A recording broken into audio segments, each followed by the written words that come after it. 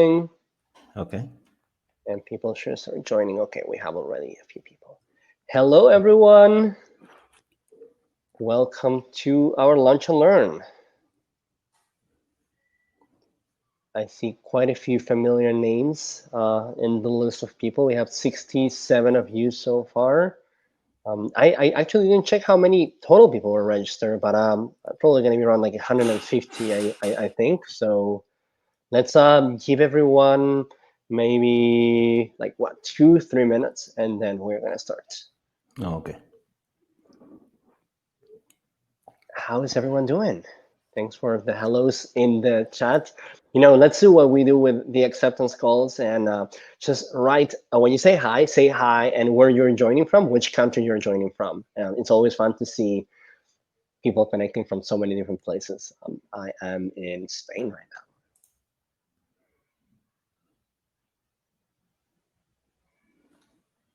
Yeah, I was just telling Kevin about the hair, and it looks really, really, really cool. I want that hair. Imagine if I got, to a Zoom meeting, like to the assembly we have with all the students this Friday with that hair. Oh man, that would be so, so cool. Yeah, I think everyone would like just want to be in that call. Uh, Yeah. we have the big assembly coming up this Friday. We have some very cool things that we're gonna be announcing, and Okay. really excited about it. That sounds dope. So, well, we have people from, let's see, Brazil, Algeria, Guatemala, Colombia, Turkey, Bosnia and Herzegovina, Greece, Kenya, Algeria, Azerbaijan, Costa Rica, Uganda, Cameroon, Mexico, Nigeria, Cyprus, Jamaica, cool. The Palestine, the Gaza Strip, Cameroon, Madagascar, Armenia, wow, Italy, Bolivia, Chile, Nepal, Venezuela, from Manila, the Philippines, Uganda. That is so cool. Ethiopia, Dubai, Argentina, India, Bangladesh, Peru. Wow, we have quite a diverse and distributed like audience today. Someone just said I look like a Ecuador. Naruto character. Hey, before we start, just in a minute, let me remind everyone that you have two little tabs on the, I think, right, like top right side of the window. One that says chat, the other one that says Q&A. If you want to just say awesome or just say hi or something like that, put it in the chat. But if you have a question for Kevin, who is our guest star today, just put it in the Q&A so we can keep track of all the questions. Otherwise, it gets really, really hard. Okay, we're gonna try to let you all ask all the questions you have for Kevin after we talk for a little bit. So I think we're ready to start. We have 137 people so far, which is quite good and also quite diverse from what we can see so far. So let's just go ahead and let's start having fun. So just for some little context, Kevin was the first student ever at Microverse. I mean, because it was already pair programming. It was the first and the second, I guess you can say, because it was Kevin and Sava from Serbia who joined at the same time as the first two coding partners ever at Microverse. So to me, it's such a joy to have you here, Kevin. So thank you so much for making the time. I know how busy you are. So, Thanks and for I know having me, how much Ariel. fatigue there is around this video conferencing time. So thank you so much for making the time, Kevin. Yeah, thanks for having me. Well, let's just go ahead and I think the title of the Lunch and Learn says a lot about some of the topics we're going to be talking about. It's from Microverse to Microsoft. I want to apologize in advance to everyone because I am sure that I'm going to mess it up and confuse Microverse and Microsoft at different points in the conversation. That is not intentional, but it's a cool part of the title. So, Kevin, first of all, like, how are you doing? Like, these are crazy times in the world. Like, where are you today, and how are you and your family and the people around you doing? Yeah, I'm good. So yeah, I'm in Nairobi, Kenya. For those who don't know, it's in East Africa. It's a very lovely place. So working from home remotely. COVID, my family is doing well. Like they've had to adjust to the challenge of like working from home or going to the office in shifts. But everything is good so far. I can't complain. I'm glad to hear. We Yeah, are talking quite often about this lately, and yeah, it is affecting everyone and everyone in a different way, but no one is, being left behind with this craziness. So I'm yeah, glad to hear you're fine. So yeah, we have known each other for a while at this point, and when yeah, you joined, I was the person doing everything at Microverse, so we had much more time than what I have with students today. But most people don't know much about you, Kevin. So tell us about you. Like, you mentioned you're in Nairobi. Who are you? Okay, so I'm a software engineer. I started learning coding probably at the age of 16. That's around 15 years ago. So so I picked up a few languages here and there. I had my undergrad in computer science, and then uh, after a while, I started a company, just start up with some friends, just started learning coding on my own. And then after a while, I decided to like upskill and basically just learn how does the global economy look like. And I think that's just around the time we met with you. So before that, I was doing gigs here and there, Android applications, web apps, but a lot of self-learning other than my undergrad degree and learning on the job. How did you find out about microverse? Because I was definitely not doing Facebook ads and stuff like that, and like Yeah, we didn't have any word of mouth like we have right now. So yeah. how was it? Yeah, so I think it was around 2017, right? In November when we started That makes like sense. chatting. Yeah. It's in one of the WhatsApp groups I'm in for developers here in Kenya. And then I just saw someone post, hey, there's this like coding challenge, just solve it. And then it's like a small interview. So I was like, let me just try it out. And then I think 2 or 3 weeks later, you reached out to me and said, hey, Kevin, you did well in this interview. And then you even asked me specific questions in the interview. The answers I gave, we discussed it, had a bit of a laugh. And then I remember you saying, hey, there's this awesome thing we're doing where we're learning from home. I remember the first time I was like, people learn from home. Like I learned myself. I didn't know there were academies. So I said I'd think about it. And then I think 2 months later, you reached out again and said, hey, did you think about it? And that time I was looking to upskill and look at new technologies and all that. And then that's when I said, okay, let me try Microverse. That's better than I think Saba, like your coding partner. The way I found him was I was spamming a lot of people on GitHub, just sending messages to everyone with a repository that said, you know, some name that implied some kind of learning to code, and Yeah. and I think that's how I found a lot of other people. So I'm glad that was not the case with you. That means there Yeah. was other ways of getting to people. Cool. So how Yeah. was your first day at Microverse? Because I know it looked quite different to the way it looks for new students. I'm Yeah. curious to see how it was for you. So I remember I was curious, like, because we were to work 8 hours a day. I don't know whether that's the current structure. So I was wondering how will you know I'm actually working 8 hours a day? And then we did the setup call. He told me I'll be paired with someone. I think we had a coffee and code the Saturday before so that we start on Monday. So I got to meet Sava. We talked. I kind of asked him, hey, why are you here? How do you find out about this? We exchanged some ideas and then said, okay, let's start on Monday. Then on the first day, we had to do, I think we're using Google Hangouts, right? And then we had to record our screens.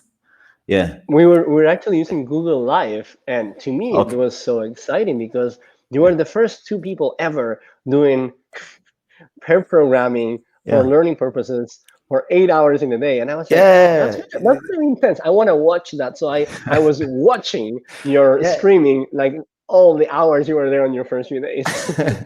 Yeah, I remember like we had 8 hour Skype calls, and then I was like, this is intense. Like for 8 hours, you're just on your headphones, you just take a break, go eat, but you just leave the camera on. It was rough the first week, but yeah, it was exciting at the same time to meet someone from another side of the world and connect to them on this platform. What was it about Microverse at that point that sounded different to other options out there? That what was it that made you want to like choose Microverse over other things? So here I think, and people from Africa know Andela. Andela, like they make you go to the premise and learn those things. So I just wanted to learn something without the pressure of like, here's a structure you should follow. You should come to this organization. You're going to learn this. So I was like, I can learn from the comfort of my house. I can put in my own hours. I can just structure my time and get things done. So for me, it was a no-brainer. I was like, let me try this because while I was, the other alternatives would give you like a tutorial or a course, you have to do it alone. But with this, I had accountability. Like the days I'd feel low, Saba would say, hey, now we have to do this today. We're not skipping this one. The days he's feeling low, I'd be like, hey, I know it's tough, but we have to get this done. Yeah. And Yeah. what were you hoping to get out of Microverse? You mentioned like upskilling. Did you have any like Yeah. specific goal in mind to get to? Yeah, so I'd worked a lot in the Kenyan market and I'd been trying to like go to another country, get a job in another country. And then in Microverse, there was the opportunity to join the global market and actually test my skills against the global market. So the idea that I can work from here and be paid by a company abroad, of course, they use different payment terms. They're definitely better than what I was getting before. I was like, yeah, definitely this I have to try it out. Cool. So it Yeah. was looking for like more international opportunities, Yes, which more is interesting. exposure, more experience as It's well, interesting international. because you ended up in a local job, but in a cool local job. Okay, we're gonna get there in a second. Yeah, So yeah. before we get there, Okay. we I think the program has changed a lot since you and Saba were in the program. Like now we have your stand-up team that you meet with like twice a day, and they're like capstone projects, and there are a lot of like really structured code reviews, and the final part of the program is like so much evolved. There are like a lot of coaches to help, but the curriculum hasn't actually changed that much. We still like continue teaching HTML, CSS, Okay. Ruby, Rails, JavaScript, React, Redux. Hmm. So what among everything, not just the technical side of things, but everything else, what was like the most important thing you got out of Microverse? Does it have anything to do with that desire for an international exposure? But what was the thing that you learned that was important at Microverse? Okay, I think for me mostly was the structure, like structure of learning and structure of working remotely. So the main challenge with learning is actually saying, "Hey, I'll do your project in X amount of time, and I will deliver." So when you have to work remotely, you have to hold yourself accountable. You have to be the one to foresee, I'll be late here, I'll learn this. If I hadn't done it for 8 months consistently, and I remember we used to have a lot of check-ins with you because, as you say, right now probably students can't check in with you directly, but we used to have check-ins. So I'd think, okay, now for this check-in, I need to show something new, and it kind of stuck. So even now during this COVID time, like when our whole team transitioned to remote working, most people were having this shock of working from home. You're now accountable for yourself. You have to like plan your own time, when you wake up, when you sleep. Will you work weekends? Will you work during the week? But Microverse kind of gave me a preview of that before all this happened. So like Well, the shock hasn't been too much for me, but that's definitely one thing I'd say that made me stand out in all this. Yeah. that's fun. Actually, it's one of our main goals. Of course, is all the cultural diversity that you get and all the exposure to that. It's an intangible of the experience that is really big. But in your case, like you didn't have as much of that, except for sure, like Sala was from a very different place in the world and all of that. But today it's stronger. But the main thing, the most actionable thing that we are consistently seeing among all the people who are finishing the program and getting a job is that when they get to the jobs, they are already used to the daily habits, the daily routine Yes, of not yes, just working as a developer, but working remotely as a developer. And yes, that is a huge superpower compared to like any other, entry level professional. And yes. it's interesting. We had there was an interview to Mark Zuckerberg, like maybe 2 3 weeks ago, where he talked about how they plan to have 50% of the workforce working remotely in the next like 5 10 years. And he was talking about like junior people, and he said, well, junior people have never worked at a company, so we actually don't know hire them remotely. I think we will still need to bring them to the office for a while before they can go and work remotely. And that's when we're like, that's where Microverse come in, because we can give you that training. So by the time you join any company, you already have that experience. I'm really glad to hear you got that part of the experience, because that was something Yeah. very intentional on our side. So Yeah, and it also, like, just to add on, it also helps in the learning, because Microverse also teaches you to learn how to learn, right? So like when you work alone, you consume information fast. In the office, I find I'm able to like do a lot of tasks really fast and just get my stuff done. Like when you're coming from a point of no information to new information, Microverse really pushes you to like just keep at it until it's done. Yeah. yeah, that's make sure. And again, it's intentional, and it's something that shocks a lot of people, that we don't have teachers. So how people Yeah. are supposed to learn is like, well, when you get to a job, you won't have a teacher. You'll have more senior people. You'll have people reviewing your code. You'll have like teammates, and that's what we're trying to replicate. But I know for many people who come from a very traditional image of what learning should be, like not having teachers, like, wait, so how do you learn? And it's working surprisingly well, but it was something intentional as well. So Okay. in this process of being at Microverse, how often did you feel imposter syndrome, which is something a lot of people feel, and I know a lot of people will feel identified by this. So whenever I get that question, I tell people I've been writing software probably more than a decade, and I still have it. Like, because the software world is so dynamic. The first language I learned was Visual Basic, and I got so good at it. And then I got my first job, and then this is Java now. So you feel like a dummy all of a sudden. You have to learn again. And you do that with so many languages, and you think, okay, now I've figured it out. And then you get a new problem, challenge, and then you're like back to zero. So when I came to Microverse, I was feeling a bit cocky, let me just say, because I had written a lot of software. I was like, I'm going to ace this. And then I got paired with Sava, who was like several years younger than me, and he was just cruising through the curriculum. Then I'm like, did I grow old? Did I forget how to code, right? But with imposter syndrome, you always just go back to the basics. Like, what made you learn how to code? You just start with the basics. So that's why I did Microverse as well. My friends would ask me, why are you doing a boot camp? Like, you're a senior engineer, why are you doing a boot camp? But I'd say, I just want to go back to the basics, build a foundation, learn small by small, meet other people, let them tell you what they think about your work. That actually boosts your morale, because sometimes you can't appraise yourself. So show your work to as many people as possible, take the criticism, and that's how you start beating it, such that next time it comes, you're like, yeah, I see you, imposter syndrome, stay there. Like, I'm aware that I'm experiencing it. You learn to recognize it, right? Yes.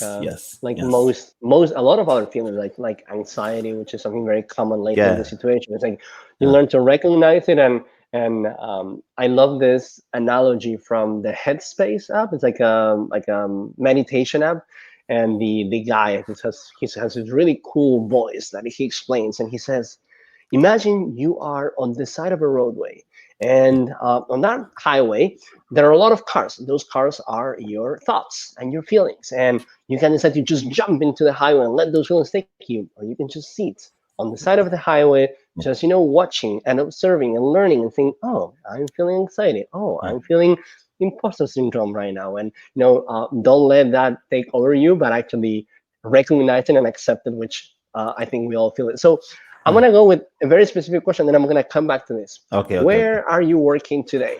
Yeah, so I'm working at Microsoft. I work for the Windows team. So Okay. so Windows is actually not the operating system. It's the platform that all other things are built on top. So we have we ship the platform, and then they add desktop, so it's shipped as Windows. They add server, it's shipped as Windows Server. We add HoloLens, we add Xbox, we add Azure, and all that stuff. So what we do, we make sure that there are no regressions for applications. Currently in the market, there are around 32 million applications running on Windows. Wow. So, and we build Windows every day. So with the Windows team, we're more than 10,000 engineers around the world. Anyone can introduce any change at any time. So as the App Compat team, we have to debug 32 million applications, which we don't have the source code for. So we reverse engineer them into assembly, try to move a few things here. We make sure Windows ships without issues. Wow, that Yeah, sounds yeah, it's great. challenging, fun, and hard.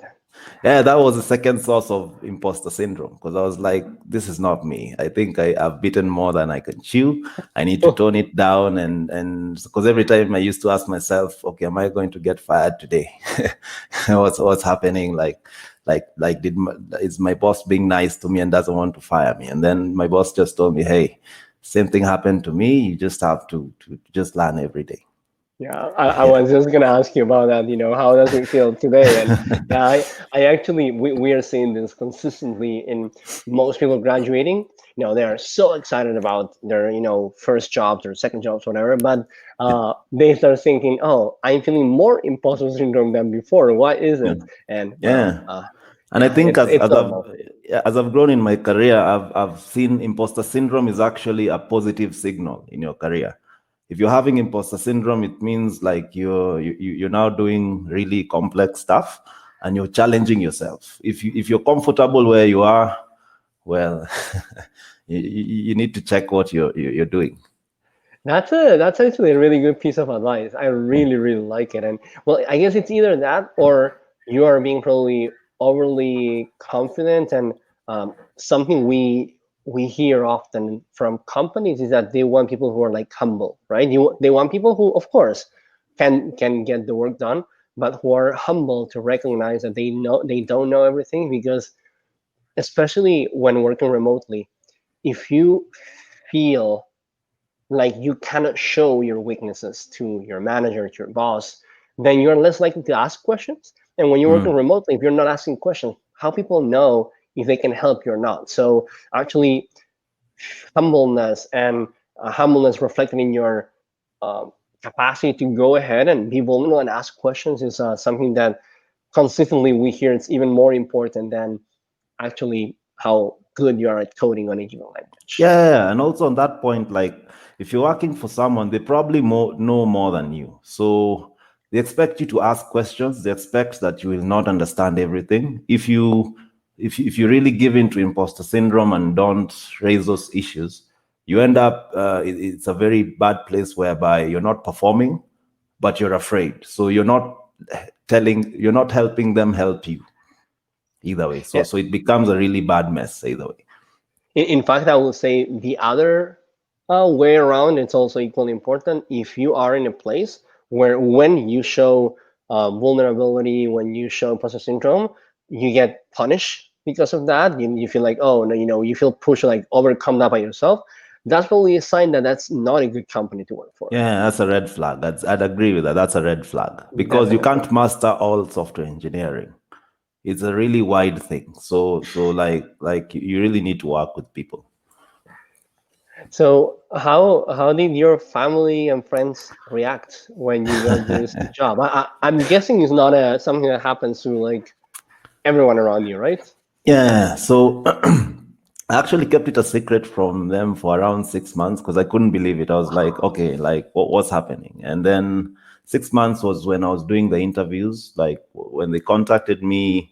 And then I did a series of around 6 interviews, and then you had to see the directors, and then they had to do a background check on you. So I was really shaking. I'm like, I can't tell them because in case I don't get it, I look bad. So when I got it, I was like, have I really gotten it? Are they sure? Are they going to like give me probation or anything? They're like, no, no, no. Actually, it's a real job. And then I was like, okay. And then I saw the work I'm supposed to do. I got a bit of imposter syndrome. So I was really afraid of telling them. And one day I just said, well, let me just tell them. And they were like, no, you're kidding. So they were very excited. They've been supporting me a lot. They were very excited. They were like, okay, we saw this coming. You've been putting in the work. They didn't understand what I was doing with Microverse. So they were like, "Oh, what are you doing with your career?" So when Microsoft finally came, they became calm because it all made sense to them now. So you can say, yeah, they're very happy right now. And I bet they are seeing it even more now that many of them are probably working remotely because of the pandemic, Yeah. right? Yes, yes, yes. Now it makes sense to them. Like, oh, this is what working from home means. Like, so I'm getting calls every day. Hey, my Zoom is not working. Or how do you join a I Zoom bet. meeting? Or do I use Zoom, Teams, or Skype? So I'm always telling them like, no, I'm charging them consultation. No, I'm kidding. I always help them out because yeah, it's a very tough time. People are really trying to adjust to the online life. So I use the advantage I got to like cushion their experience. That makes sense. I'm doing a good deal of helping my mom and my grandma with Yeah. all this transition as well. It's like, yeah.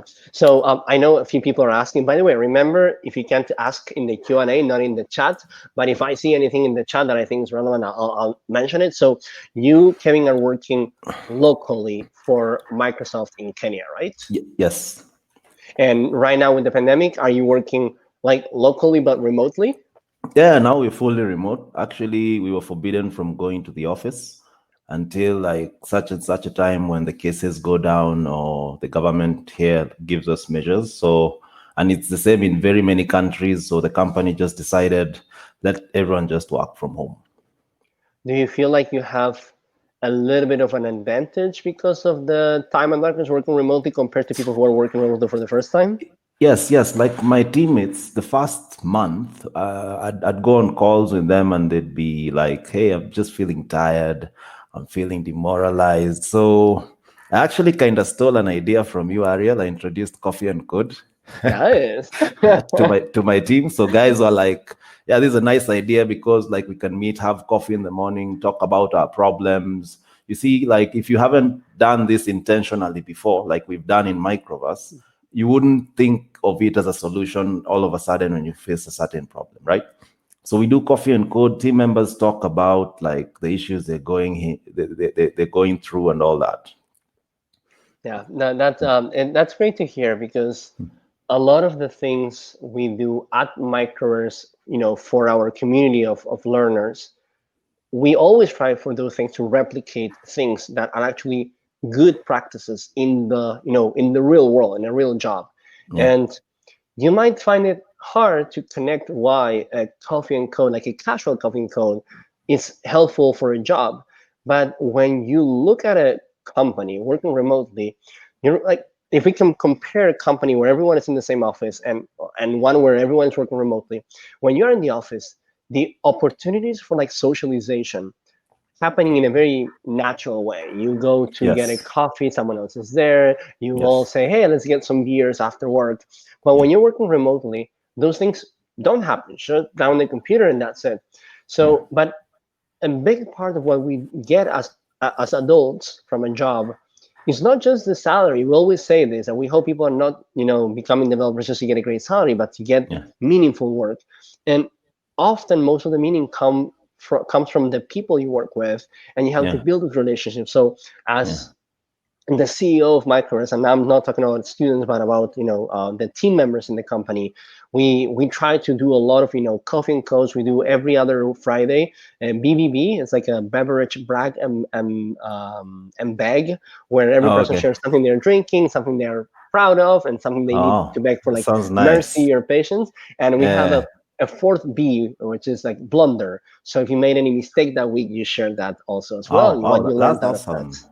It's super fun. And now we Yeah. are doing 1 week we do that, and 1 week we do what we call Friday connections on Fridays, where differently it rotates who is the organizer. So every week, every 2 weeks, a different person will organize an activity, a fun activity for the rest of the team. So last week we did, everyone sent pictures of their shoes while working from home, and we did a little trivia, and you had to guess whose shoes those were from. It's surprising how much you can learn and laugh from just looking at the shoes of your teammate. It just sounds like a lot of fun, especially like I can imagine how many students there are and or how many people engage in these calls, and you have to like make a guess about that. Yeah. So going back to like the Microsoft experience, how Okay. did you prepare to apply to Microsoft or for the interviews, and how was the interview process? So I think for myself, I was lucky because when I was joining Microverse, I was thinking about going back to the job market, and I had decided if I don't get a job with the FAMG companies, Facebook, Amazon, Apple, Microsoft, or Google, I don't want any other job. So So Microverse, like all those things we're doing about algorithms and data structures and all that, that's literally the Microsoft interview. That's just it. Like there's stuff we did at Microverse that came for the interview at Microsoft. Of course, like for the specific team I was joining, they really needed someone who's proficient in C#, which I had done for a lot of years.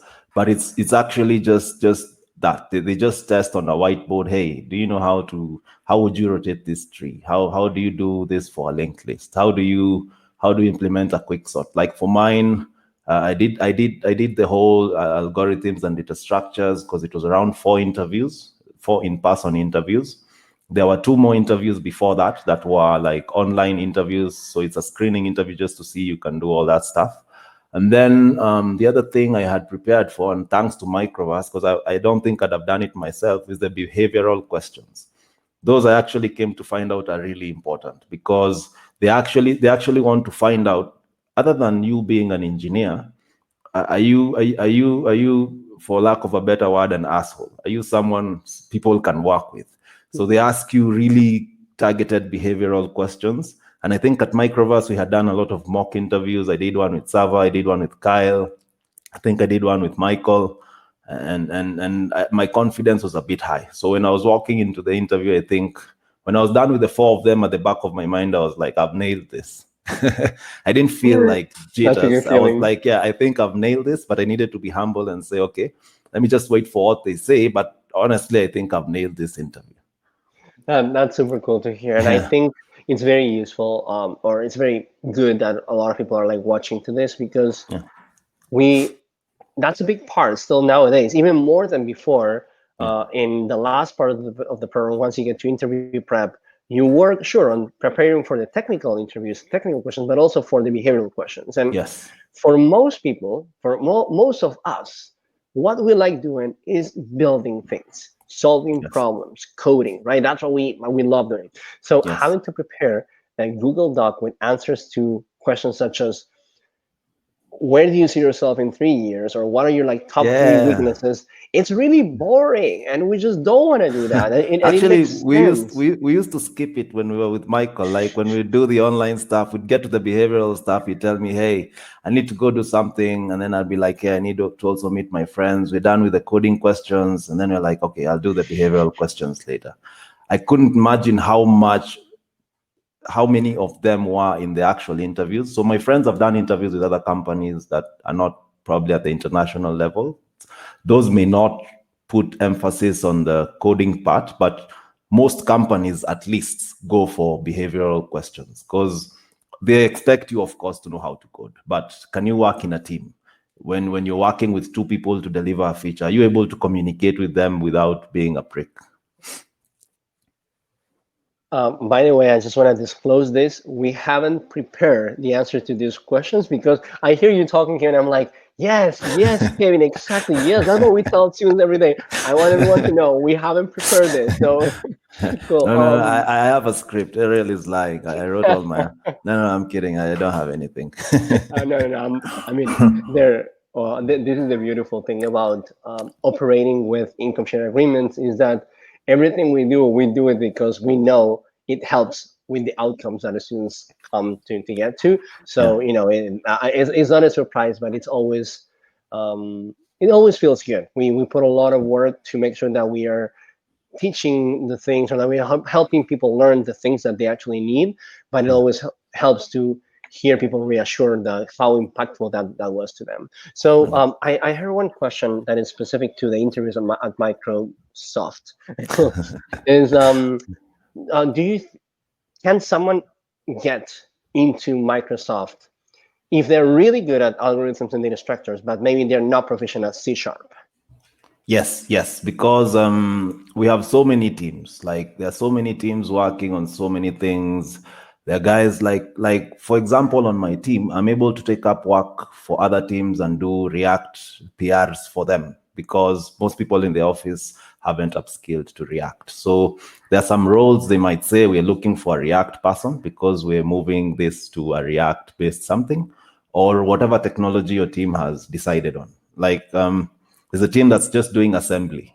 Like they just want someone doing C++ and assembly, because we have over 5,000 products. Not all of them use C#. Actually, very few of them use C#, because C# is also a product of our company. So we use C# on the like tier 2, tier 3 services. But as you move down, it's like C++, C, assembly. You'll see some guys doing React, some web stuff, HTML, CSS, JavaScript. Yeah. Well, which kind of help did you get in order to get into Microsoft, other than the preparation for algorithms and data structures and the behavioral interviews, the mock interviews? What else helped you to get in? I remember it was, so the last part of the curriculum when I was on Microverse, I don't know whether this changed, was where we spruce up our LinkedIn, we build your own personal project.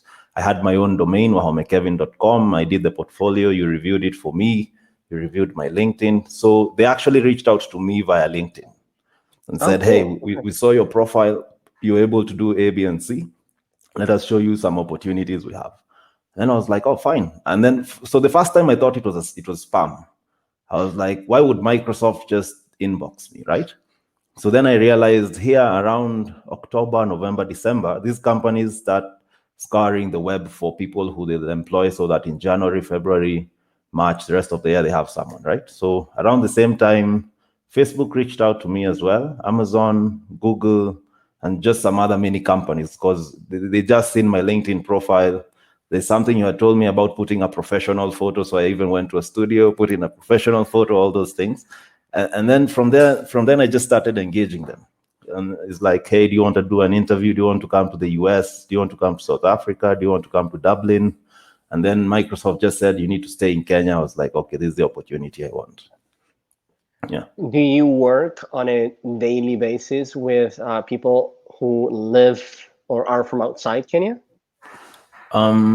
Yes, but we don't meet on a daily basis. So we can be working on projects like with a team so the main Windows team is in the US, like the main app compatibility team in Redmond. And there's another team we work with in Dublin. So we meet, I have meetings on Thursdays and Tuesdays with them.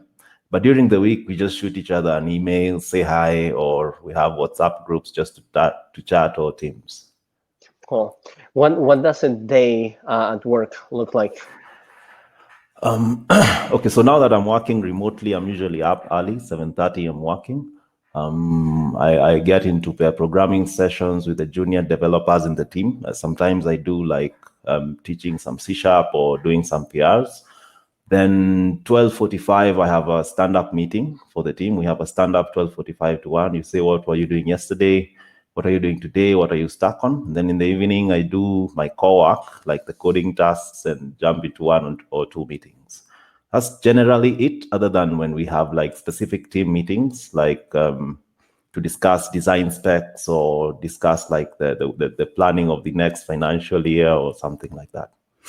Oh, okay. Yeah. So I just have one last question that we often ask, and then we can jump to the Q&A. So what is some piece of advice that you will give to anyone in the Microverse community or any aspiring developer out there? Okay, so I think one thing that's really helped me in my career is to learn how to learn. Like right now, I know around 12 programming languages. Microverse helped me master. I knew around 4, which I had written many systems in. So Microverse added 3 more in my belt. So what that ends up doing is that you're widening your net. Like you can choose an opportunity you like and not one you're stuck to. So even as you learn in Microverse, have an open mind and look at, okay, now I know how to build a web application. How many other ways can I do ABC? These questions will lead you to reaching out to the right people, which will lead you to learning new things, which will lead to your career growing, and the opportunities there's so many. There's an acute shortage of engineers. Like in our office, the hiring team, they're always asking us, hey, do you know anyone who's doing this, who's based in Kenya? We forward people, they do interviews, they come back again. Like there's a very big shortage. So if your net is really wide, an opportunity will come your way. It's just a matter of time. So while the opportunity is coming, let it find you doing something. keep yourself busy. If you don't have a job, just do something like just code, put your work out there. That's the way Microsoft and these other companies were able to reach me, because they saw I'm on GitHub, I've done Rails projects, I've done C# projects, I've done React projects. So they're like, if we invest in this person, we can move them around the company. If we need to change their role, if we need them in a different position. But if they see someone who only has very few skills, it's really hard for them to like move you around in case you're not a good fit. So that's the piece of advice I have. Of course, don't try master everything, but master as much as you can, because that makes you have a wide reach. And then as you're mastering all these things, focus on your interests, what you like, because this will make you have an easier decision to say, okay, let me switch on my computer and write some code. If you focus on what you don't like, you will end up like fighting motivation to like, okay, can I sit down and make this done? But at the end of the day, you have to get at least something done, whether it's something you like or not. Maybe now you might be doing a language you don't like, but software engineering concepts are transferable to other languages. So on our team, there are people who came to our team, but they don't know C#. They only knew Java. But concepts like APIs and all these things, they can be transferred to whatever role someone else wants you to know. So the only advantage these people had is that they had a lot of skill in the area they like, and they're just open-minded. So be open-minded, focus on building your skills. If you can pick up as many skills as you can, that increases your chances out here. Cool, that makes sense. And by the way, I just thanks for sharing that. And I just remember a question that I want to ask, because we always ask everyone, or we tell everyone, hey, you have to negotiate the job offers when you get them, right? Don't say yes immediately. Just wait, and there is a process for that. And you, Kevin, you beat all my expectations with negotiation, not because of the final result, but because of how aggressive you were in a good way, and it turned out to work really well. So tell us about it. How was that from your perspective?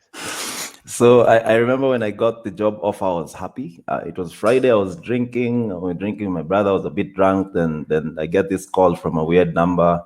It was the HR lady from another country. She's like, okay, you've gotten this job. I'm going to read out your package. So as she was reading, I was just jumping up and down with my brother. It was a really good offer. And then I remember when you go through the curriculum on the last parts, there's somewhere where the explanation was, these guys already have a budget.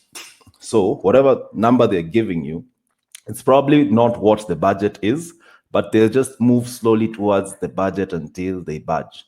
So I remember like saying, okay, should I just take this and just stop all that Microverse nonsense and just take this job because it's Microsoft? So I said no. Let me not accept that offer. So I refused the first offer, the one they gave me on phone. And then I told them, okay, let me just write it down and send me an email. What they sent on email was different, because like on phone, there are some numbers you miss, and in Microverse you're told write everything down. So I was a bit tipsy just trying to write everything down, and so that I don't miss anything, because they also called me on Friday night at like midnight, right? So on Monday, it was a different thing. And then on Monday, I remember I started researching online thinking, okay, is Microverse really telling me the truth? And while I was researching, there was an article that said, never accept the first offer you get. And it was from Microsoft.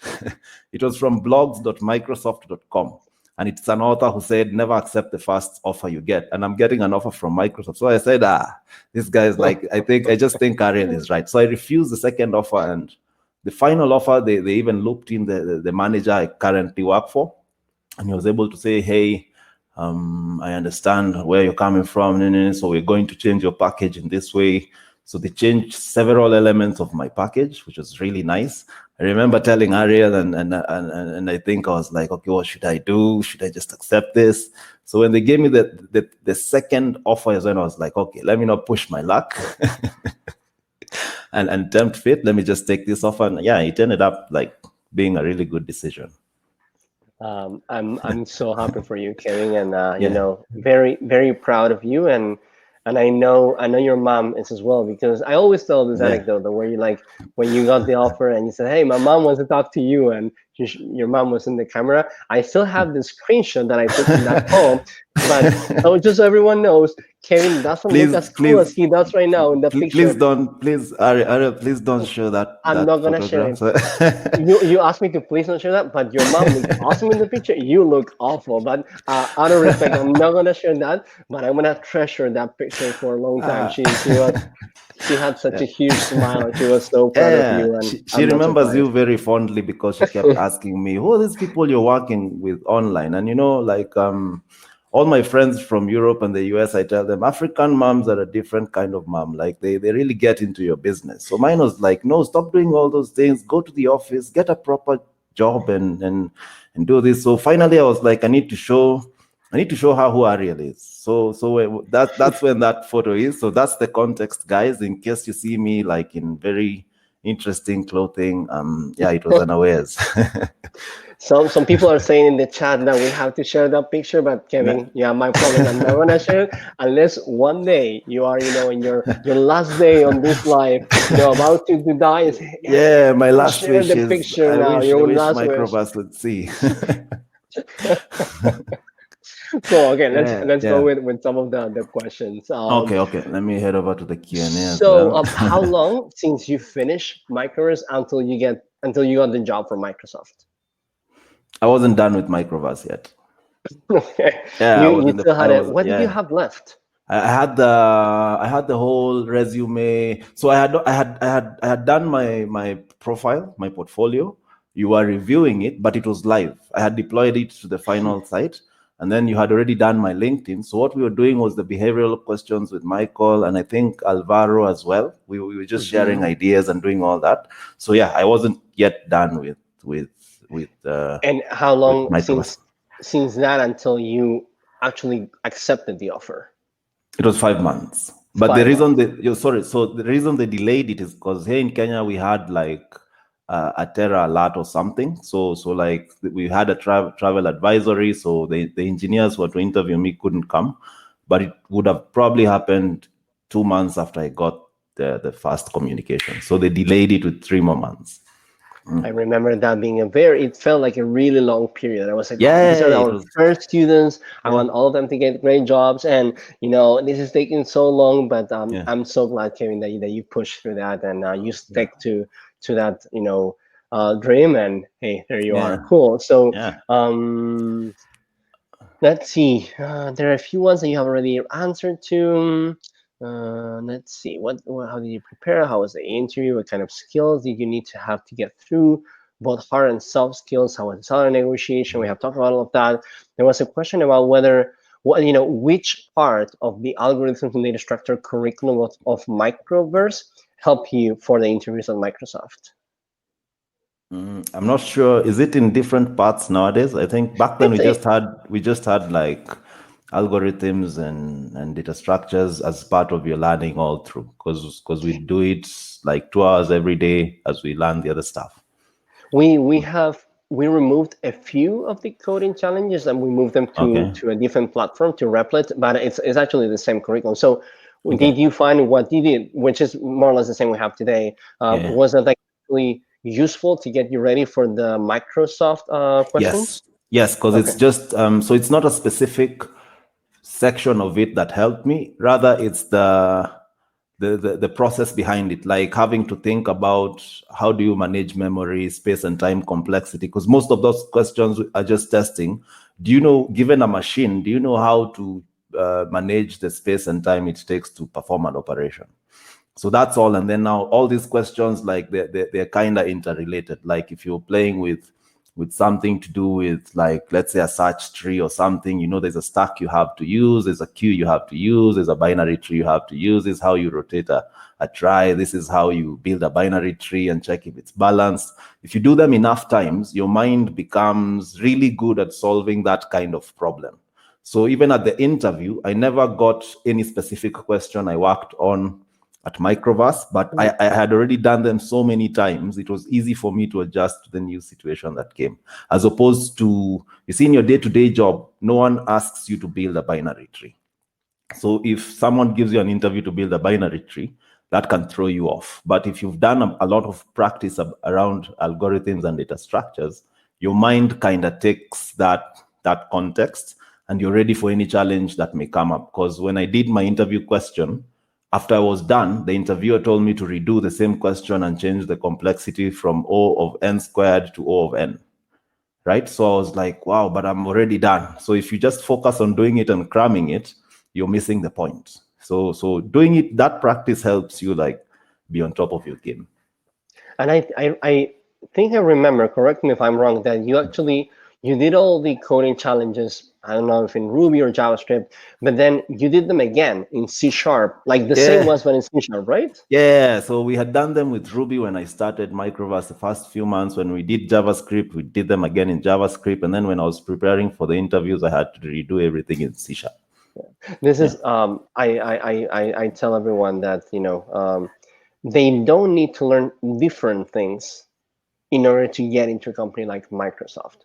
Yeah. But you need to like go one step further than what you will do for other kind of companies where you might need to like go over the same concepts like 2 or 3 more times. And I always see like learning or knowledge as an onion, where the first time you might get like the first layer, and then you do them again, maybe in a different language, and you get to the second. And even if you repeat them in the same language, you'll get to see different things that you didn't see the first pass. So I can understand why that was useful. Cool. Yeah. So let's see. Someone was asking, okay, so how long did it take you to finish Microverse? I think it was it 9 months? I think we took a really long time, because I think I finished in February, right? Before. So no, it was like actually a it was year. sooner. It's a year, because when I was there, we also did the whole apply all internship thing as part of Microverse. So I think it's a year. Yeah, it's actually a year. It was we have added some things to the program since you joined, but also your program was very. You were the guinea pig, right? We did a lot of things that a lot were of just an experimentation. experiment. Yeah. We had you and Saba joining this What are they called? semi-Russian Sinalea. company. Yeah, Yeah, Sinalea. with the Russian CTO, and you did that kind of a short internship, and you learned quite a bit from that. I remember, and about the importance of having a great manager. And then we did the part-time project with Tal in California. So we're trying to like experiment with a lot of things. So it took longer than for other people, but it was also because there was a lot of different trial and error in the process. So thanks, Kevin. I think everyone should be grateful because you were part of things. Well, and actually even forming the mentorship program. That's true. I remember we were the guys who came up and actually when we set up the whole mentorship program and a way of like transferring the learning to other new students. We experimented with mentorship, we experimented with stipends, we experimented with a lot of things. We found out which ones we could like do in a sustainable way for everyone, which ones we could do in an exceptional way, which ones we couldn't do at scale, but we had other solutions. So thanks again, Kevin. And by the way, I tell this to everyone, it's like we're always experimenting, we're always learning ourselves and trying different things. So and I think a lot of people in the community feels identified by being part of Microverse, trying to do something that is very different and in very unique ways. And there is a risk on that, and everything seems so new, everything's changing all the time. But the consequence of that is it helps you to like adjust like a lot of different environments, but it also helps a lot of people in the future to have even a better experience. And I do think that's part of being a member of the community of Microverse, and I feel we're really proud of that. So cool. I totally agree. We also have a few more questions. So what else? Let's see. How many months? How many? What is the interview process? Okay, so let's look at this one. So hi Kevin, this is from Jalil Faisal. Did you apply to Microsoft job as a senior engineer, as a junior engineer? If you had applied as a junior engineer, how did you make to this big company with your junior experience? Okay, so I didn't take the senior position. I remember just looking at the description and seeing like what they expect for senior. So the bar for senior engineers at Microsoft is really high. Like you really need to know your thing. Like even the senior engineers I see in the team, they're they're really good. So Microsoft doesn't have the concept of junior engineers nowadays. They're trying to phase that out. So we have something called levels. So you join at a certain level, and it starts all the way, I think, from level 59 all the way up to level, I think, 68. So I joined as a level 61, which is a software engineer too. It's just one level before senior. I think it's like mid-level. So juniors in Microsoft, I think it's a really awesome experience, because when we joined the team, our director told us, hey, you guys are new. You probably won't figure out this stuff easily. So you're given a 6-month onboarding. So where you're told, this is the job you'll be doing. We're going to give you all the resources you need. You need to upskill. And then in 6 months, we'll try to do 1 or 2 or 3 tasks, right? And then the team structure is also made in such a way that, like for me, when I'm having my appraisal done, because of the level I have, you need to show that you can work with other people and help other people. So if you're a junior engineer, I think Microsoft would be the perfect place, because you have a lot of help.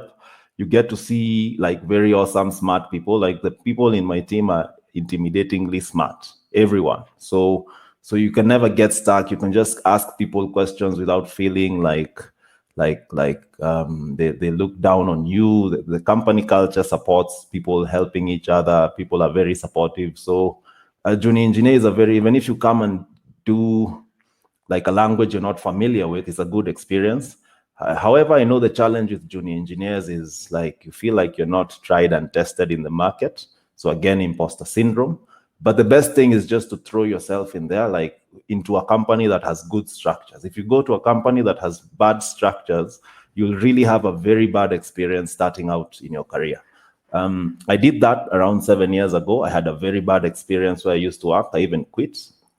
But nowadays we're very good friends with them, because probably the expectations they had of me they had not accounted for the fact that they need to upskill me. So if you get a company that has already like an onboarding structure and everything, and it's not just for juniors, even seniors and every other thing, because you can be senior, but the context of the company is different. So just look out for companies that try to onboard you. Even as you're getting interviewed, ask them, what's your process for taking on new hires? What will you expect from me in the first 3 months? So when you have these expectations nailed down, you'll have a good experience. Yeah.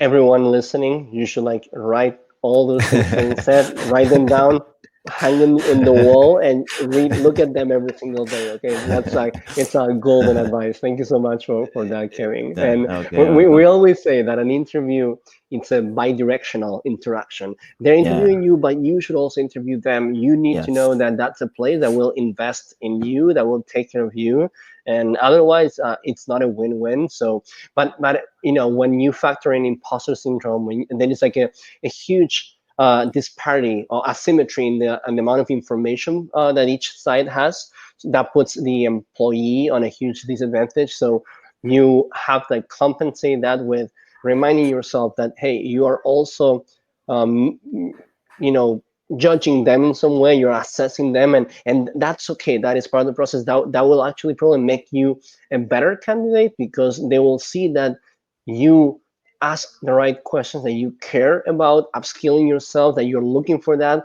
That will be seen as, you know, curiosity, eagerness to learn, and they'll appreciate that. That's the last thing a good company will think is like, oh, this person thinks she needs upskilling, so probably that means she's not ready, so we're not going to hire them. I don't think that will ever happen. Yeah, and that's a red flag if that's the train of thought. Absolutely. Yeah, because So, they'll ask more of you than your job description. Yeah. Very specific question here is, which technologies are you using on Microsoft today? So technologies, we have a lot of internal stuff that runs most of our products. Some of it I'm not allowed to share, but basically languages, I'd say C#. We're doing a bit of assembly here and there, C and C++. Like where we host our code, we use Azure DevOps. So we just use the public stuff everyone uses. Like we are moving from like, we have this thing where the management said first party will become third party becomes first party. So like if we're using Cosmos, we're using the public instances, we also raise issues with the team that's working on it. We can raise support tickets and all that. So probably most stuff you find on MSDN is what, when you come to Microsoft, you'll be working on, unless it's very private projects that have something we haven't launched. Those you have to like sign on to some security teams and be exposed to them. So you'll only know about them when you join. That makes sense. There is a very common question, and I want to be very mindful about how hard it is to answer this question. So it's about, what is, share some salary information. My recommendation is not to like feel like pressure like to share any number, but to maybe use it, provide a reference to like previous salaries or salaries of other peers, other like friends that are in the industry. And by the way, you don't feel comfortable, it's totally okay to pass in this question. Yeah, it's fine. It's fine. So I won't give you guys a number. What I can tell you is that as Microsoft here in our market, it probably pays 3 to 4 times the average market salary for the role, right?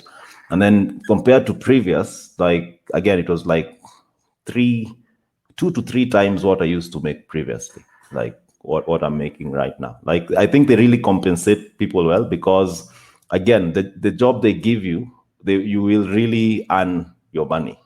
They're very strict about, we need products that have this quality, we need to meet all our deadlines. So they give you really good pay, and they remove, like, because when you're writing code, you don't want to be thinking about how will I pay my rent, how will I do A or B or C. So these top companies really take care of you, but they expect the best of you either way.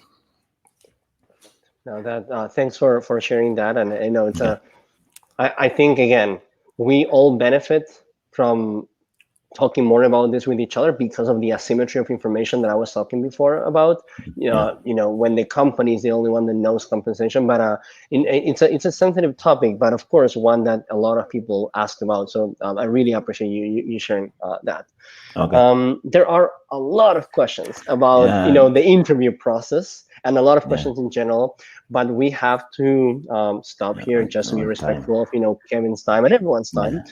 What I want to suggest is, Kevin, if you want, maybe share your Twitter, or I don't know, and how you, if you want to, engage without any pressure. Maybe people can follow you. Maybe they ask a question every once in a while, but maybe you can just answer publicly, so people, when you answer to one person, everyone else can see it. But you can put it in the chat if you want. So, by the way, there was my Twitter here. I don't tweet much, but you can probably reach out to me, send me a DM or something, and then we can connect and do some, Or I'm a huge fan at Microverse. We're a huge fan of transparency. So any question that gets asked like publicly on Twitter, when you reply, it's a public reply, which means other people can benefit from that as well. So just throwing some ideas there. And Kevin, you put it in the chat, or? Oh, sorry, I put it in the Q&A. I'm also sorry. Let me just put it in the chat. Sorry, I had the Q&A tab open. So there it is. That's my Twitter handle. Yeah. TALIHOM. Yeah. Okay. So GitHub is the same. So I'll just like probably paste the same message and put the same. Perfect. By the way, someone was asking on the questions in the Q&A if you can join Microverse while being employed at a company, and the answer is like, not now. We are thinking about opening a part-time program probably next year, but no, it requires like as Kevin explained, it requires like 8 hours a day of dedication, and it's very draining in terms of energy. So unfortunately, you have to be dedicated full time. But thank you so much, Kevin. Again, thank you on behalf of all the students in the community, but also thank you for on my behalf and the rest of the Microverse team, because I said this to you before, and I said this to like everyone all the time. It is very stimulating to think about Microverse at scale and the size of the community and the impact at scale. But the things that keep us going every day is like stories like yours and everyone in the community, employee or not, you all have beautiful stories of big dreams and hard work and very interesting and diverse backgrounds. And to us, that's like That's like what feeds our souls every day. So thank you for being part of that, Kevin, and Yeah, thanks for having me. thank you for making the time today. Yeah, thanks for having me. I'm glad to share because this experience for Microverse changed a lot in my engineering career. So where I can help out, I'm glad to be of help. I'm really happy to hear that. Thank you again, Kevin. Yeah, Thank yeah. you, everyone else, for joining us today. Take care of yourselves in these crazy Okay. times, and I hope to see you again very soon, Kevin. Okay? Yeah, sure, sure. We can organize another webinar and talk about We my mom's photo. I'll let guys see it in that webinar. maybe we'll pixel it so you can't see your we can't see your face. I think there are some solutions to that problem. Yeah, Okay, everyone, have yeah. a great rest of your days. Thank you for joining Okay. us. Bye bye, guys. Bye.